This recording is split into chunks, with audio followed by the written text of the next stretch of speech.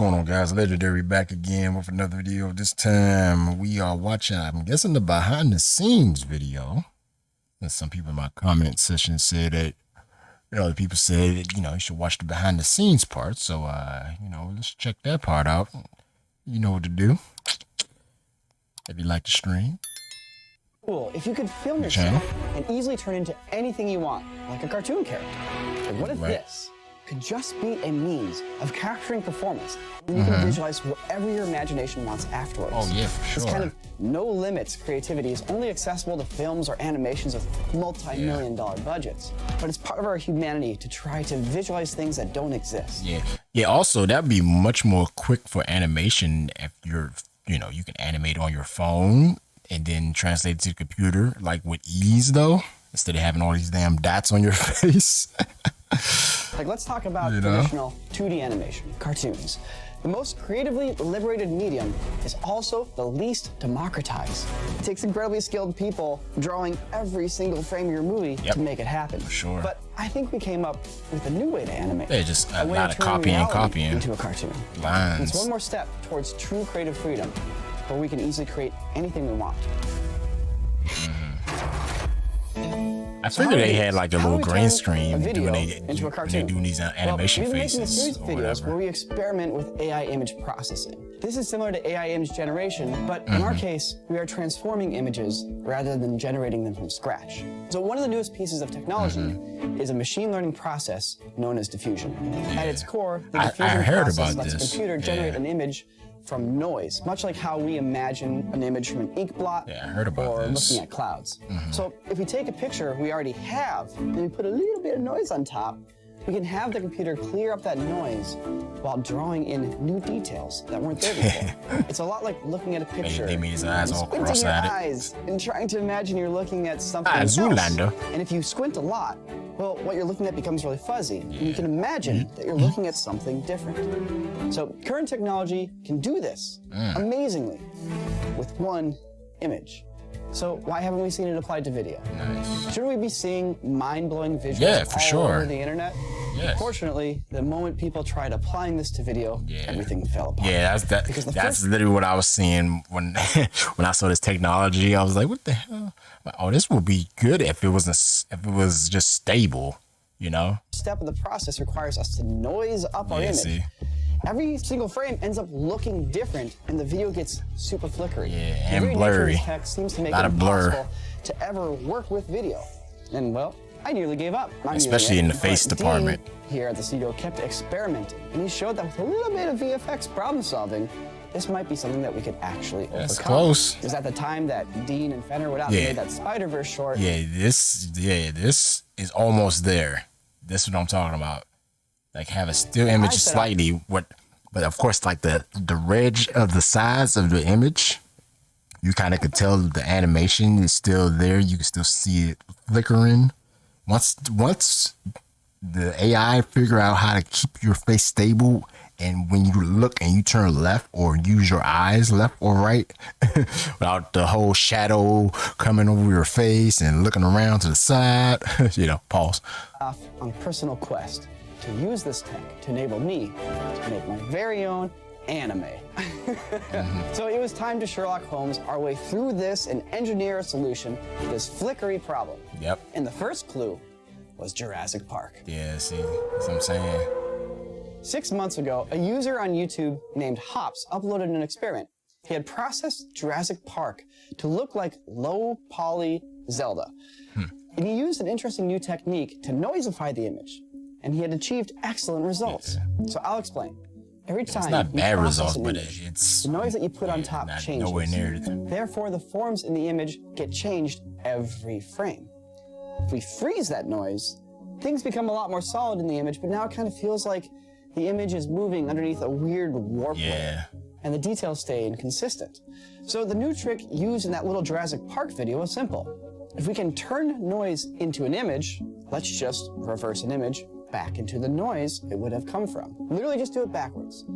Therefore, the noise is no longer randomly changing every frame, nor is it locked. If the two frames are nearly the same, so is their fuzzy, noised up versions.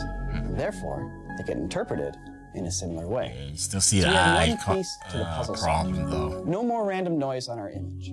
But I tried to make my video look like a cartoon, and every frame was being drawn with a different cartoon style. It's not bad. So we fixed one problem just to encounter another Yep. problem. Dead end?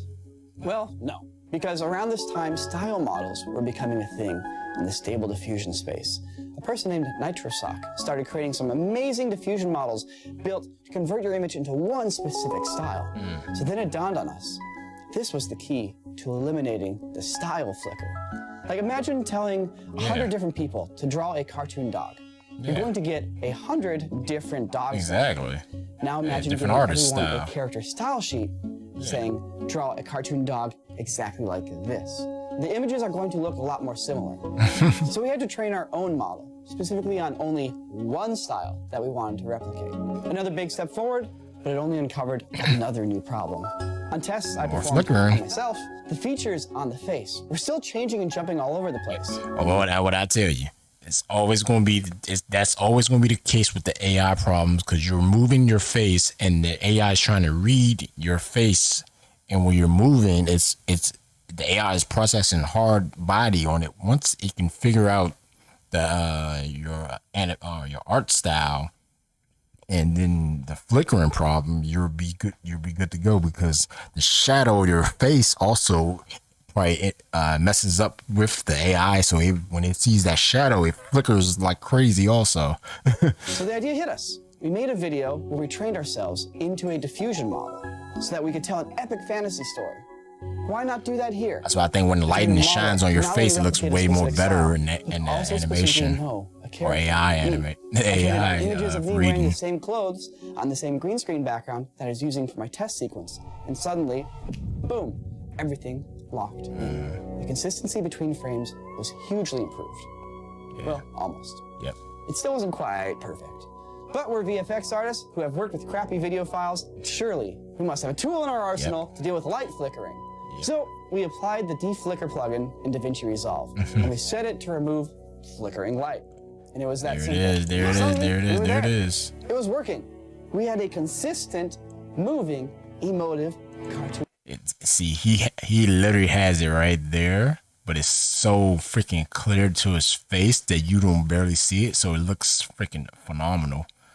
Like I said, once we get past the outline part of the animation, oh, it's game over. It might be game over. You gonna have 2D art, 3D art, and fucking AI art working in tandem. It was all just driven. It's gonna be ridiculous. With video of us on a green screen.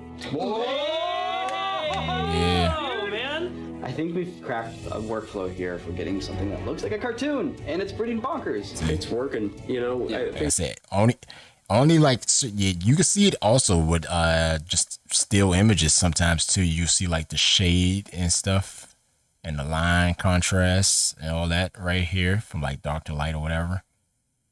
And then it like when AI reads it, it has to read it will flicker like all this right here because you just slightly tilt in your head, and the shade from this, all the shadow line outlines will just flicker like fucking insane, like an insane man. What the fuck? I'm not cook. We could do maybe a couple more experiments, but it's like ready to rock. I think Nico has figured out the key to creating a consistent character. Now, it was time to make that anime that I've always wanted to make. Because as you've seen on the channel, we have our anime videos, anime fidget spinners, anime self-driving cars, anime baseball. Tokyo all Drift? filmed for real, because we don't run an animation studio, and it's very hard to do so these days. So I've had this idea forever. Initially, I should say. Rock, paper, scissors. What is the ultimate rock, paper, scissors game? Two twin princes, born at the same time, equal claim to the throne. And it must be decided that day the king has died. And rock, paper, scissors must happen. So we wrote this short film. The next step is to treat it like a cartoon, which means recording the dialogue first. Yeah, which means being over the top with it. I'm playing Philip, and I have no idea what voice I'm gonna use. I figured If you know anything about anime, is that anything that's can be like super light can be over the damn top. like a piece of paper, and the person would just drawing it like fucking like Death Note. It's just a paper. He just fucking writing like a crazy madman. I know who it is. I know the secret is lights, and just. Just throw his hand in there like he wrote a masterpiece, but he just wrote one of somebody's name. Kind of like SpongeBob. SpongeBob. Yeah, just go through a few lines. I'm doing it. I'm doing it. Nail the vibe. Yes. My character is Jules. My research here, I just remember the shot of Clint in here screaming into a microphone. I'm just gonna channel Clint today. Nice. Nico has said that you whisper and then you scream, and there's no in between. Whole dynamics. You go really quiet and you get really loud. I like that shirt too. Let's get it. And you do full volume compensation on there, so it just sounds like somehow you have this incredible presence where even your quietest moments are as loud as your screams. So Dean and I, we did the voice acting first, and we just blew out our vocal cords, yelling as loud as we could. So after we did that, we then designed the costumes for each character, basically just went on Etsy and bought some goofy clothes. Well, look at this high-level costuming here. Oh no, we lost like half the tape. What we're trying to do is, you see all these doodads here is not gonna be great for the anime style, because this kind of intricate detail wouldn't be included in the illustrations, because it would just mean more pencil mileage for the animators. So we're covering all that up with a color that's similar to the rest of the costume. Once this is put into the animation space, all this jank gets covered up with beautiful illustrated lines. What we did on the green screen is we basically imagined that we were puppets, right? We were puppeteering a cartoon character. So we're posing like the cartoon character, and we're not doing any audio recording. Instead, the audio is already recorded like a real cartoon, and we're out there just going.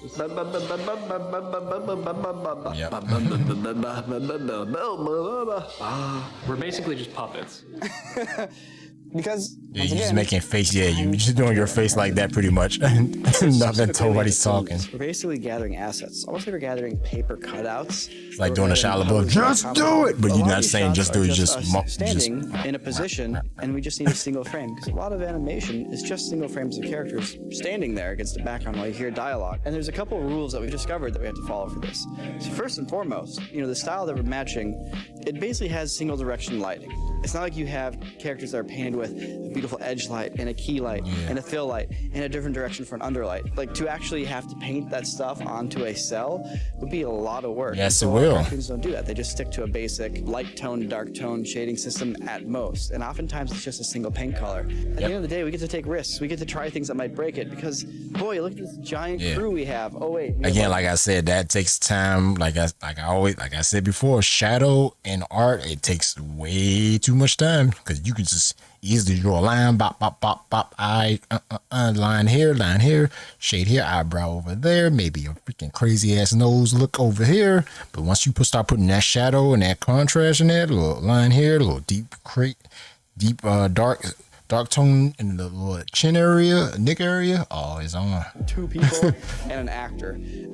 Spend it out. Maybe spend 30 minutes to an hour, depending on how the way you want it designed. We don't need a makeup department. We don't need a crazy camera department. Right now, we're just being very, very simple and very, very straightforward. But AR art is doing it for you. Sam and I spent a lot of time conceptualizing these shots, because at the end of the day, anime, it's just really all about tying your visual language to the story and really getting into there, stylizing it, thinking about things metaphorically, all that kind of stuff. Once again, it's your ideas that matter, right? It's your direction, your story, because the AI takes it the rest of the way. I love it. It's such an awesome way to work. So now that I walked you guys through the theory and the techniques that we're going to try to apply here, let me show you the workflow that we came up with that led us to 120 effect shots for this piece. Jeez. So here's a video of me on the green screen, in costume, doing all the acting with the lip sync, right? So what we want to do is we want to have the AI basically trace this, to trace it in a cartoon style. So we need to train a model to both know what I look like, as well as what style we want to apply. So when we were on the green screen filming, once we were done, we also took a bunch of pictures of me. My face, my body, different poses, some full body shots, pictures of my back, different lighting. A picture of Nico Peringer. Hey, there I am doing like the weird Fonzie point. So then we went and we took a bunch of frames from Vampire Hunter D Bloodlust, which is an anime that came out in about the year 2000. It's actually free on YouTube. You can just go watch it if you want to. It's actually pretty cool. And we tried to grab frames of like different people, some face shots, some torso shots, full body shots, hands, too, a little bit hair, even some abstract things like flowers. Because with all these different objects, each picture effectively being a different object, a different character. Isn't it funny how anime used to be like crazy gore heavy? And then, of course, people now know it as like maybe cute anime girls or whatever and whatnot, big eyes like Disney and all that stuff. But anime in a nutshell used to be looking like this, and it was gory as hell, and freaking people heads being blown off and all that craziness. When we train the model, like Trigun a little bit, any but single you know, subject. Instead, it's very going to learn gory, the more. style in which all these subjects were drawn.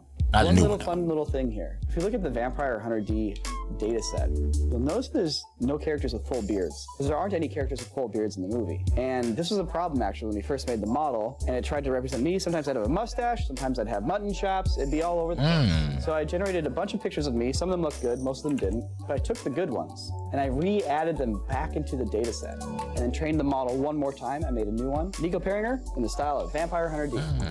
There it is. It's me as an anime man. And notice it's got the costume details correct. It's got my face features correct. That's also another thing in anime too. Is there's not a lot of people with beards in anime. Not a lot. You might see one from maybe Full Metal Alchemist. You might see Ed's father or something like that might have a beard. But there's majority of anime characters usually don't have beards. Usually, unless there's like a full, you know, old person they draw, and he's very like detailed in the face and the lines and, you know, the chin, all that. Then you'll see something like this most likely. But majority of the characters in anime, you might see only just one or two people that have beards. Everybody else is chin line, just a line, just say like this, like it's like a stubble. It's the same character every single time, at least consistent enough every single frame. So we got the model done, and now we can use this for all the Look shots. like one piece of something. So I've just received Sharp a ass beard. fantastic plate from Nico. What I'm gonna do now is take the individual images, and we're gonna run each one through Stable Diffusion to get an animated character. You have our positive prompts, which are Vamp Hunt D, aesthetic, style, cell animation of Nico Perringer, man, beard, profile, fist, hand. But we also have this negative prompt section, which can steer us away from certain things, like detailed, intricate, lazy eye, photography, render, CGI. These are all the things that we want to avoid coming out. And then basically there's a bunch of freaking sliders, and it's really boring. And there's all that stuff that Nico goes into way more depth over on corridordigital.com, because we don't want to bog you guys down. Behind the scenes to type really stuff they're talking about. There's a bunch of processes that are laying on top of that image to image process. And the output is this. There is a really cool animated frame of Nico. There is actually an interpretive element to what the AI is doing. There's blue shading on the fur on his shoulders, like and it's basically two-tone shading trying in his to face. trying to It's a render really incredible process the that we've dark gotten shade. way too used to at this point. We kind of forget how crazy this technology is. So what's great is that we can just now run the entire image sequence with this prompt and these settings. It's working really well. But, you know, there's a few janky frames, like his head just pops in for a second and then pops back out. Little inconsistencies, but they only exist on a single it was frame dark basis, too. You know, if only there was a way to kind of remove a little bit of this flicker and smooth out this sequence into a nice, consistent character. All right, so Dean's given me this whole image sequence now. Let's check it out. Not bad. It's a little flickery, but like it's consistent, right? Yeah, it's consistent for sure. You can see some of the mouth moving. Of course, the face is one of the big ones, like I always say. So the next thing we need to add is the deflicker. There's two different modes, one for time lapse and one for fluorescent lights. And if we turn on the fluorescent light deflicker, check out the difference. Much better. And if it's not good enough, here's how we fix it. Copy, paste, paste, paste, paste. So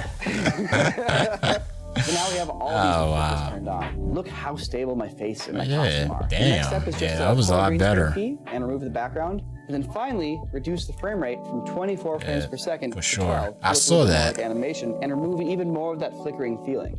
Now that we have an anime man, we need an anime world for him to live in. That's where Sam comes in. So very early on in the process, we were thinking, how do we get consistency in these shots? We want one environment, one location. So I'm using and that's going to be one of the biggest environment things to do with anime art is dealing with the flickering and the shadow.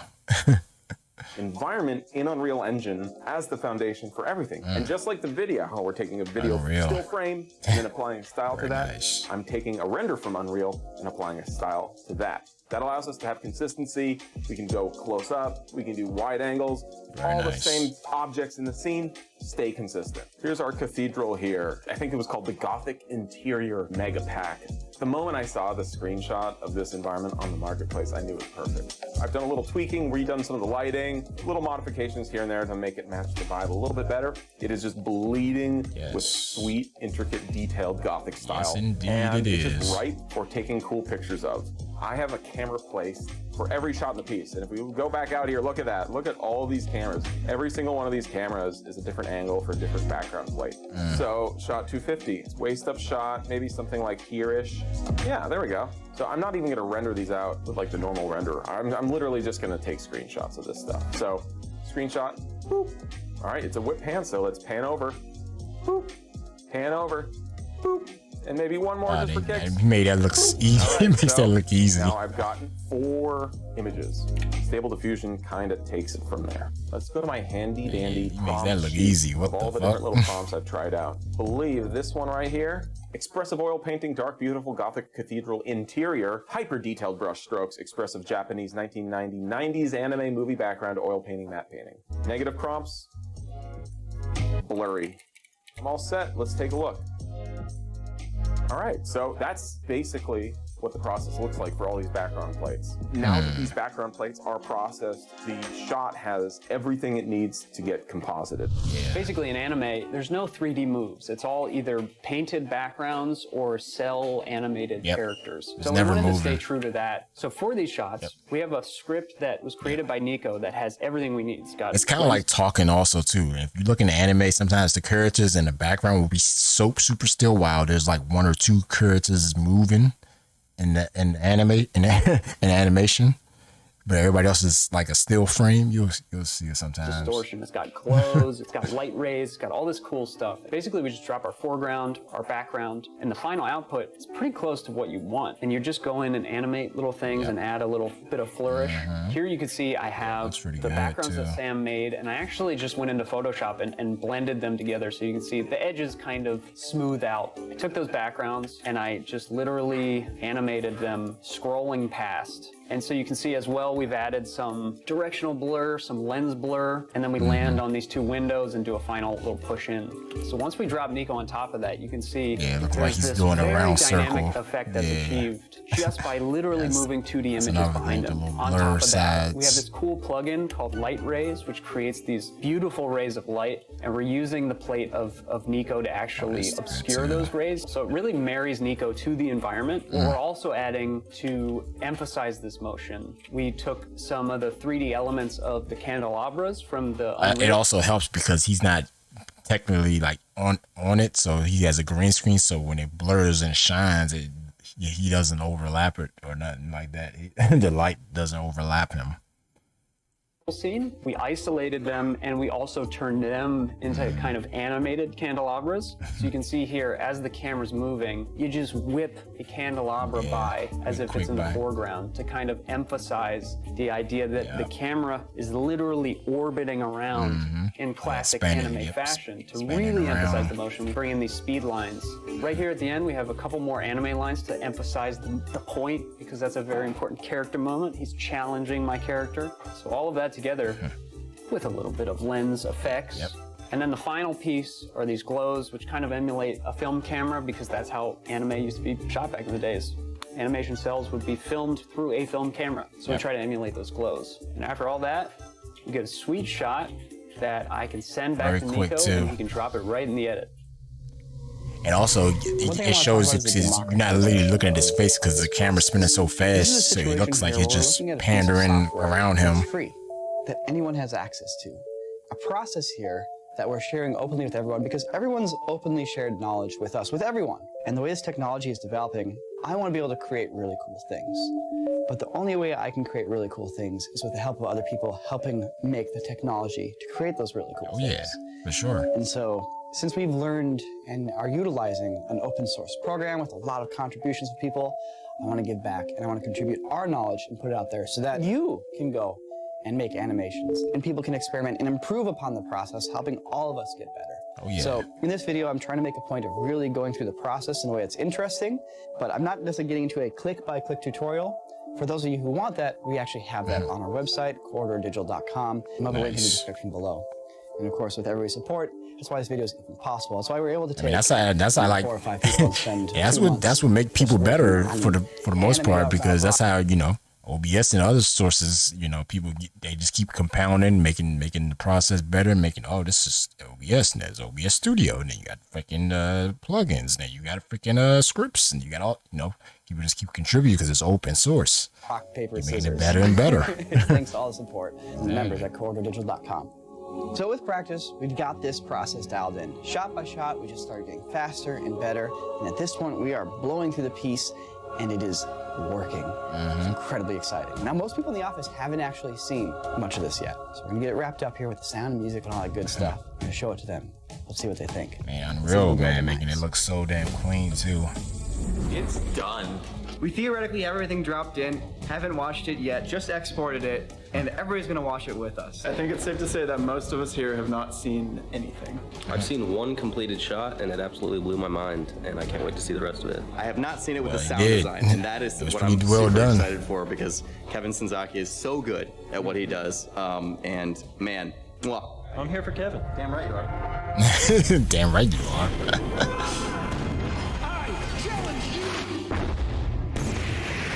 Yeah.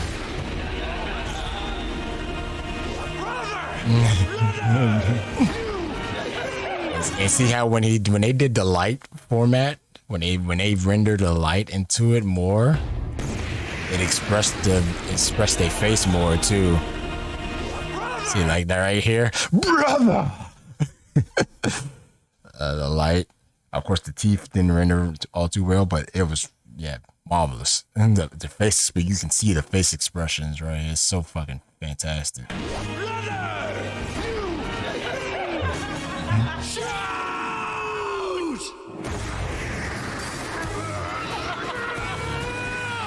So the less of the shadow, the better, for sure.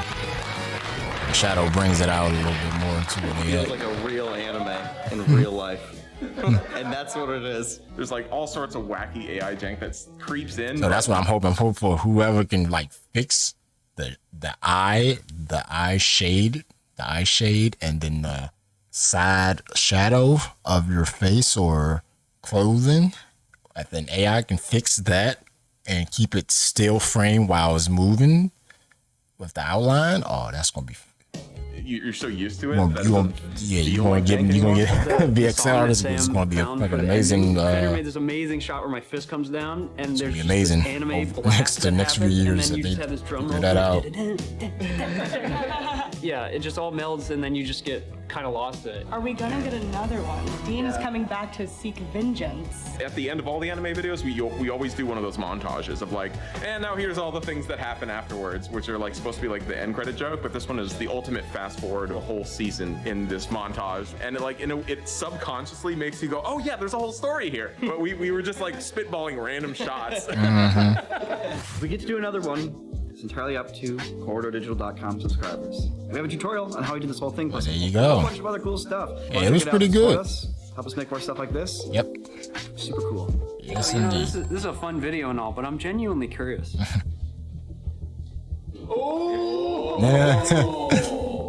Brother. I'm proud of you both. Yeah. I'll make you proud. You dare?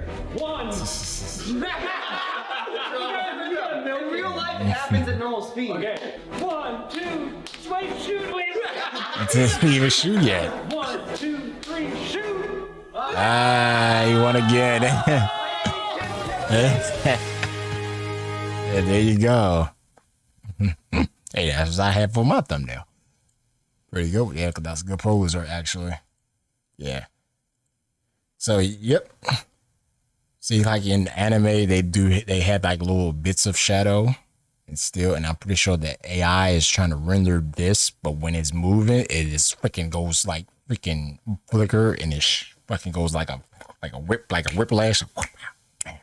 Because it's trying to figure out the art style of what And this is a problem. What it's trying to do. The 3D model right here, yeah. And you see it too. It does it very nicely, but of course that's not what you want because it's missing. It's missing the beard right there, and then you had to teach it over how to do freaking beards. And I think once I feel like if they figure out that, like I said, figure out the eye problem, this, and then like the outline at the AI can art. If it gets this right here in the eyes and the teeth shadow with the hand motions of the flickering, I mean, he kind of fixed the flickering problem. I will give him that. He kind of fixed it by flickering. That he did it kind of the odd way, but you know, it worked. It stopped the flickering problem. But if you could do it like without you having to do that, oh, it's gonna be fucking amazing for AR artists or AI VX artists, whatever they will call it, eventually down the line. It's gonna be freaking amazing, especially if you can get that art style to that anime style, or to like the new cutesy or whatever the hell it's called, chubby anime style. It's gonna be ridiculous. But anyway, this video's probably gone long, too damn long. So yeah, there you go. Yeah, this is gonna be amazing. I would like to see what's gonna happen in like five or 10 years, if people can just have this source still open though. Hopefully nobody wants to copyright and do all this BS stuff. Like, I'm gonna copyright the bullshit, man. There's nobody have this source. They gonna pay me $5 million. None of that bullshit. But there you go. Change the game, baby. Change the game. Because everyone's openly shared knowledge with us. Yep. See, openly shared knowledge. That's the key. Once you get that knowledge out there, and other people can do it and make it better, it'd be a great thing, or crazy thing, depending on what you see. Anyway, there you go. Let me know in the comment section what you think can happen in 5 or 10 years with this